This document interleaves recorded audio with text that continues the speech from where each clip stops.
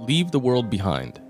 It's a movie that came out in select theaters, and it's a Netflix movie that was available as of December 8th, 2023. Here is the official synopsis.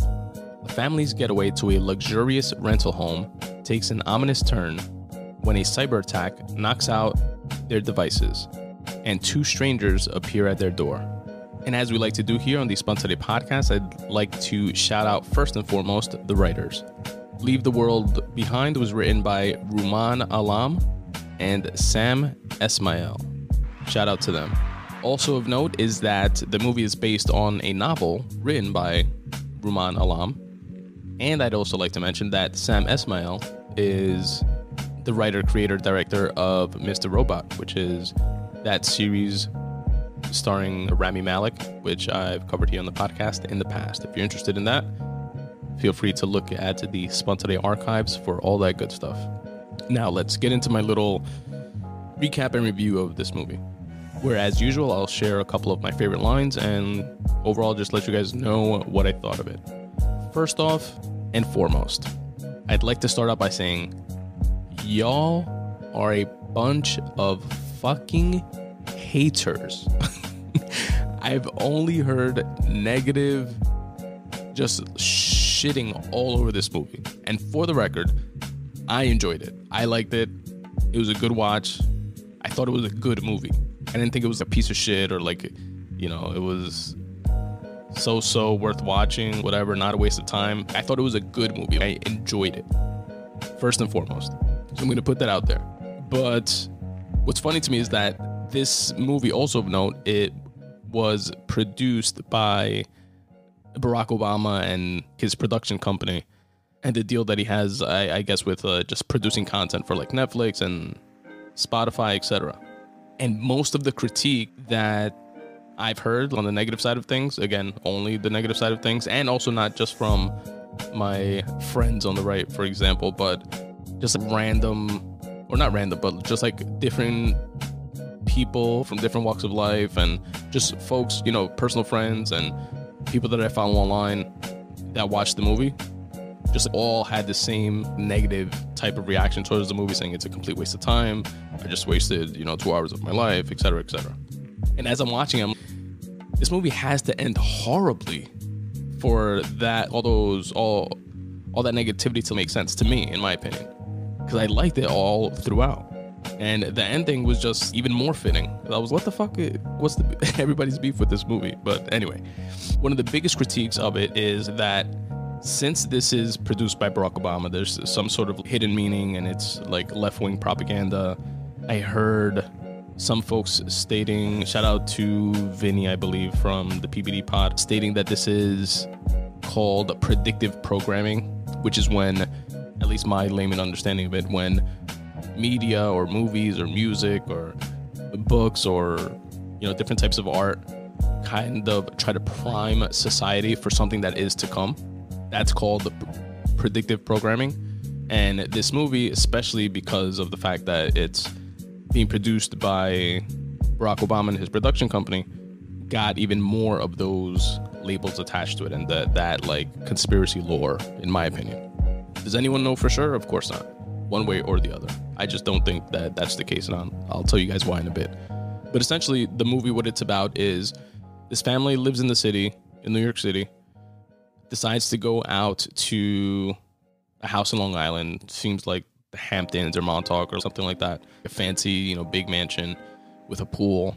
And the parents, played by Julia Roberts and Ethan Hawke, did a great job, and their two children, played by Farrah McKenzie and Charlie Evans.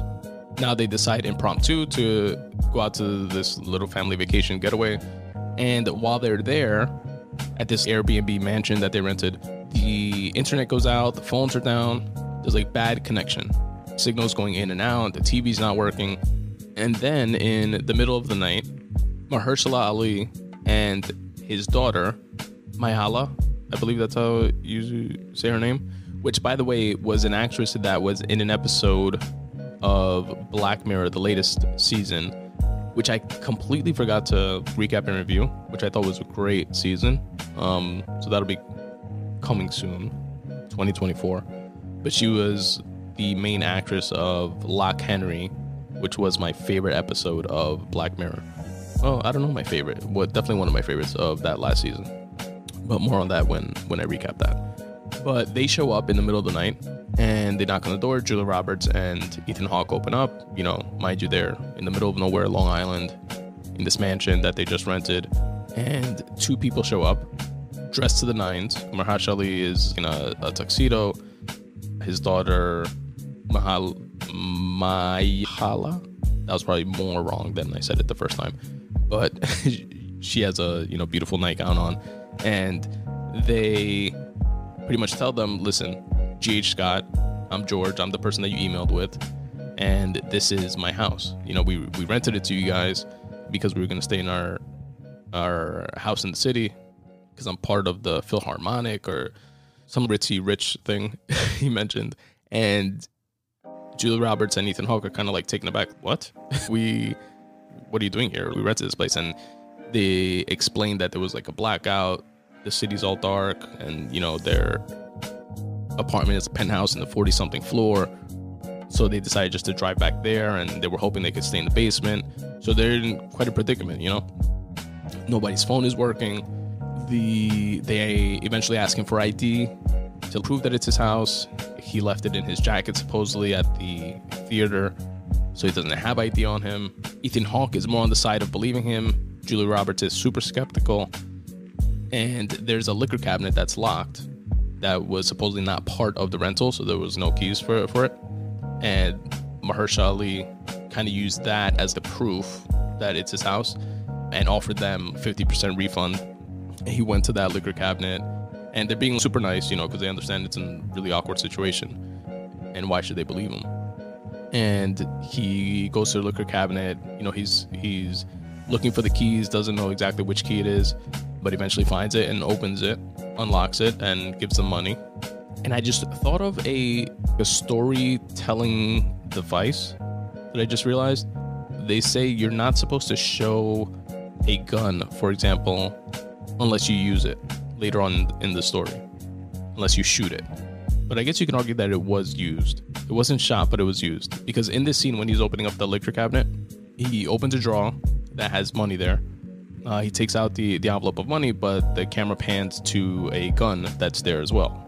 So it's kind of like, ratcheting up the tension of the story. And that gun is never used or shot, except for when Mahershala Ali has a confrontation with a neighbor, Kevin Bacon, when they go to his house. He's a doomsday prepper, so they figured he would have supplies that would help. And Charlie Evans' character, which is Ethan Hawke's kid, got bit by a tick or something like that and got pretty sick. So they went over there to see if he had antibiotics or something like that. And being a doomsday prepper, he comes to his porch respectfully, but kind of not, with a shotgun. And eventually they make a trade for some meds, which does make the kid better. But I guess in that moment, Mahershala Ali does pull out the gun, kind of to protect himself against Kevin Bacon's character having the shotgun. So technically it didn't break that storytelling device. They showed the gun and they used it. They just didn't shoot it, I guess. But okay, going back. So there's this awkward thing going on where, is this really his house? Is it not his house?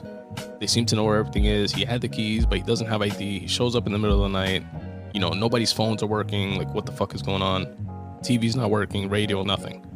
So they ultimately agreed to let them stay, but stay in the basement. And then the daughter, she's kind of upset because she's like, wait, this is our fucking house, and we're staying in the basement of our own house. And she kind of has that more confrontational attitude that Julia Roberts is reciprocating. And they're kind of like, you can see that there's tension between them, and they're gonna butt heads from jump. Ethan Hawke's character is more laid back, more trusting. Mahershala Ali is more disarming and more understanding of the situation, and also lets on that he knows something of what's going on. He works in finance, deals with billionaire, really rich clients. Kind of lets on in speaking to his daughter in confidence that one of his clients told him something about what's going on. But he doesn't want to raise suspicions or scare anyone, and he's not 100% sure either. He's just kind of reading the financial tea leaves, if you will. Now, another, I guess, conspiracy layer to this whole thing being, this whole production being predictive programming or whatever, is that the kids had a NASA t-shirt on, and the other kid had an Obey t-shirt on. And the Obey t-shirt, what it's supposed to symbolize, it's a counterculture skateboarder brand, and what it's supposed to symbolize within the conspiracy lore is speaking truth to power and not obeying the narrative or something along those lines. And then the NASA thing is supposed to be some sort of conspiracy thing, but I couldn't find anything on that. I don't understand the significance behind that and why, it's considered an issue by some that it was in the movie. Also, that kind of fueled the whole conspiracy theory thing is that apparently Obama said a statement where he stated that he gave a lot of notes to Sam Esmail and Ruman Alam, who again wrote the novel that this movie is based on. Sam Esmail wrote the screenplay for it, adapting it to the screen. But Obama provided notes on how to make the movie more realistic. So because of that, folks are saying, he's trying to tell us something. They're priming us for something that's going to happen. And ultimately, what does wind up happening, spoiler alert, is that there was a concerted attack on America, specifically our electrical grid, and everything from communication to hospitals, what we know to be this crumbling infrastructure of an electrical grid that we have that's super outdated and that politicians always run on, stating that we need to fix it because if not, and if we don't make serious strides in terms of fixing it and enhancing it, it could be catastrophic. But in the movie, some hackers apparently were able to bring it down, and America began to be bombed, and it was a concerted effort by America's enemies. Now, to that point, and also to the point of the t-shirts that I was speaking about earlier, I buy the fact that it's a realistic, I don't know about hackers and stuff like that, maybe it is, but a realistic thing, because it's something that we've heard for years and years, probably decades, that the infrastructure, the crumbling infrastructure of the electrical grid is a problem that needs to be dealt with. So I feel like something fucking up in that realm, or whether it being bombed or hacked or just deterioration over time or what have you, is going to have detrimental effects to American society. That doesn't seem far-fetched. That doesn't seem like a conspiracy. That doesn't seem like, I guess the angle from the conspiracy perspective is that they're letting us know that this, is looming, this threat or something like that, or it is happening soon. But it's definitely within the realm of possibility, right? Like I don't hear that and say, oh my God, that's nuts. That would never happen. It's actually the exact opposite. It seems very plausible. Now, to the part about the t-shirts and, left-leaning tendencies being sprinkled throughout the movie, to that I say, of course, it's produced by arguably, probably not even arguably, but the most influential, powerful Democrat in America, which is Barack Obama. Sorry, Joe. He's behind producing this movie. If Dwayne "The Rock" Johnson was producing this movie, I'd expect to see wrestling t-shirts and shit throughout the movie. You know what I mean? It's like, no shit it's gonna be left-leaning and have a bias in that direction, because it's being produced by someone that has that bias and is from that direction. Also, and this is just my speculation, if it also seems plausible to me that someone Barack Obama, who's in, obviously the highest of the public eye, former president of the United States, now is going into this space of media, whether through a Spotify deal and podcasts and producing movies and books. To me, it makes sense that part of the reasoning for that is to do what he can from his being a former president, doing what he can to influence. A big way to influence is through culture. A big way an effective way, seems, to influence culture and sentiment is through the mediums that society consumes, that we as consumers take in, whether it's movies, whether it's books, whether it's podcasts, whether it's music. So if he, which I don't know any reason to think otherwise. But if he has this concern about the grid, the electrical grid, as we've heard many politicians in the past, speak to, probably even Obama, I just can't remember any from memory right now. But if he does have those concerns and he's in this space, mental space or what have you, of wanting to do something about it, or what he can do about it with the tools that he now has at his disposal, again, movies, media, books, podcasts, it makes sense for him to push that type of narrative. You know what I mean? It's like, it just seems so like duh to me that I don't understand what's the kind of gotcha type of feedback that I'm hearing around this movie. Oh, look what he's trying to do. Yeah, if I was a president, I was trying to get legislation passed to fix the infrastructure and the electrical grid, and it didn't pan out the way I wanted it to, and now I'm doing movies. Yeah, I'm gonna make movies about that shit too, to see if this works. You know what I mean? Like, if that's my thing that I want to get done. But I digress.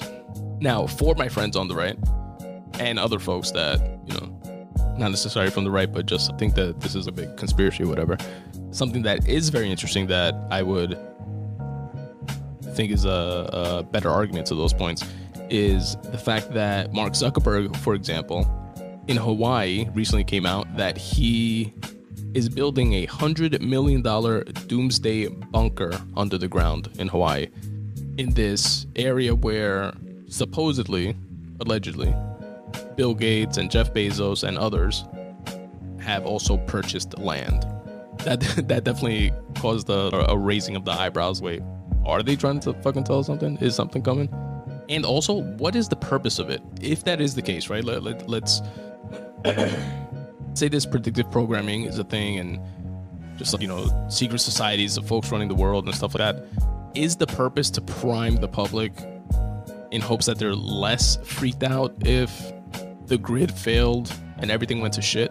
Wouldn't we still equally freak the fuck out at the same levels, whether we have seen this movie or we're primed with this information or not? You know what I mean? Is there something about it that makes us just psychologically more accepting of the fact? I don't know. It's beyond my comprehension, but yeah, I thought that was definitely interesting. The fact that folks are building these doomsday bunkers, especially to that scale. Now, a critique that I definitely do agree with is the score of the movie. They laid it on very thick, and I thought that was a failure of the movie. Like, they made it very... I felt like I was watching a Freddy Krueger or Chucky movie from the 80s in terms of the score. Just this ominous, something's gonna happen, suspenseful music, and throughout the whole shit. It felt like from beginning to end, it was just this scary, fucking ominous thing that was laid on so thick that it took away from, I feel, it took me more out of it than into it, if that makes sense. So normally the score will help enhance the mood that you as an audience member should be feeling. But this, I felt, was trying to do that so much so that it took me out of it a bit. So that's my critique of that. Now, one more big spoiler alert. So again, fast forward or skip this if you haven't seen the movie yet, but I'll say this before I share a couple of lines of dialogue that I appreciated from the film. Throughout the whole movie, the daughter, played by Farrah McKenzie, is obsessed with the show Friends. She was streaming it on her tablet, and she was up to the final episode of the final season. And that's when, the internet dropped and she couldn't stream it, basically. So she annoying her brother and pretty much everybody with wanting to find out what happens with Ross and Rachel. And, there's a lot more serious shit going on, obviously. So everybody kind of just pushes her concerns of how a 90s sitcom ends to the side. But towards the end, she winds up going up to, disappearing for a while. She was went in the woods, and the mom is looking for her, as well as Mahershala Ali's daughter, whose name I'm not going to try to pronounce again. They kind of mend their relationship in this moment that, they're looking for the daughter, and something happens with them in the woods. They wind up mending their relationship. But then they see this house at a distance, which they had foreshadowed before. It's a big white house with a red door, and they know the daughter took a bike from the garage, and they were following these bike tracks to figure out where the heck it is that she went. And Kevin Bacon's character earlier, when he had the confrontation with Ethan Hawke and Mahershala Ali, mentioned this house and how that neighbor supposedly had some doomsday prepper bunker set up in his house, because Kevin Bacon was a construction worker, an architect, and so he knew everybody's house, the ins and outs of everybody's house. But ultimately, they pan to the daughter being in that house. Apparently, the owners of the house weren't there, and they probably got stuck in the city, which at this point it's being bombed and bombarded. And she finds this door that she follows to a huge basement underground bunker that has crops and hydroponic lighting and exercise equipment and aisles and aisles and aisles of canned foods and huge jugs of water, and it's just like a doomsday prepper's wet dream, right? Space to sleep and bunk beds and the whole nine. A huge TV and a wall full of wall-to-wall DVDs. There's a computer that somehow has some sort of access to, not like full internet computer, but it's getting a feed that is stating what's going on, and it confirms there at the end of the movie that, you know, the country is under attack and there's large amounts of radiation and a whole bunch of shit. And then it just ends with the girl pulling out a DVD from the wall, which was Friends, and then going to the final episode and pressing play. And then the Friends theme song begins to play and the movie ends that way, which I thought was so fitting, you know, because you know the mom and Mahershala Ali's daughter found the tracks and know where she went, so they were like headed towards the house. And you know that Ethan Hawke and the brother, who somehow instantly started feeling fine with the medication that they got from Kevin Bacon, and Mahershala Ali knew about the place and were ultimately gonna wind up there as well. So all those loose ends got tied out, and it was just a very fitting and, in my opinion, satisfying ending. But yeah, spoiler alert on that. Let me tell you guys about a couple dope lines of dialogue. So Mahershala Ali is breaking down a few things that he knows about what's going on and what he works in finance and who his clients are and stuff like that. You know, he's going on and on, but then ends it with, you know, I don't want to freak anybody out. I'm not, you know, sure. This, that, and the other. I don't know any more than that, blah, blah, blah. And Julia Roberts' character just flips out on him, and she's like, really? You seemed pretty fucking certain a while ago with your haunting soliloquy. I just love that line. Haunting soliloquy. Another great line I thought was the next two, actually, from Mahershala Ali's character, I believe, which is, the quiet is so noisy. But that may have been Julia Roberts, but I think it was him. The quiet is so noisy. And then this last one, which was definitely from him, where he stated, nothing frightens me more than a person unwilling to learn, even at their own expense. And then lastly, a line that Kevin Bacon said, which was that we made a lot of enemies around the world. And in his opinion, it looks like a few of them teamed up. Which, you know what that made me think of? That made me think of the BRICS alliance that we were recently hearing about, because they were having their, which I thought was a new alliance or something, and it's not. The BRICS alliance, for those who may not know, is BRICS is an acronym that stands for an association of Brazil, Russia, India, China, and South Africa. And it's an intergovernmental organization comprised of those countries that was formed in 2010. And in 2010, that's just when South Africa joined it, and it became BRICS. Before that was BRIC, B-R-I-C. It's a group of emerging economies, but we were recently hearing of them, and it was because they had the 15th annual state government summit or something like that. But anyway, that line of dialogue from Kevin Bacon of you know, a few of our enemies, quote unquote, teaming up, just made me think of that for some reason. And yeah, I'll just say this in closing, which is that I don't think, obviously don't know for sure, but I don't think that there's this like secret cabal of humans running the world and, you know, pulling all the strings and having specific ideas of where they want the world to be and go and where it's been, etc. But I do believe that the world is ran by incentives. And depending on how those incentives are aligned, you can get people to make certain decisions and do certain actions, etc.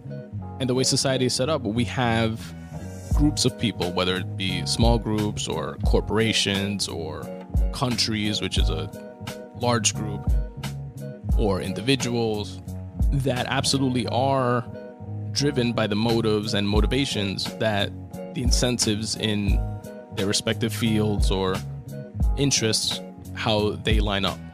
And for the most part, folks are just living their lives, want the same or similar things, health, happiness for themselves and their families, to create a better life than the previous generation, and also guided in part by the incentive structures in their life. You might be incentivized by, let's think about it at a very micro level. You might be incentivized financially, which drives you to work extra super hard to try to get that promotion at work. You might be incentivized by a bad or negative diagnosis that a doctor gives you, and that lets you know you need to do something about your health, and that incentivizes you to become uber healthy. You might be incentivized by laziness and you just want to watch TV and eat potato chips. You might be, let's think of a large group.